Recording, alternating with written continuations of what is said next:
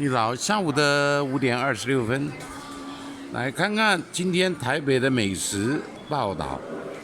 社长的晚餐在台北的777餐厅台北北门捷运站。以前带一个男的来，这个八字不合，磁场不对，最好不要碰面啊。那么点一个素的家常面120素的家常面，然后他附带135个那个水果茶有一个水果茶，还有一个南瓜汤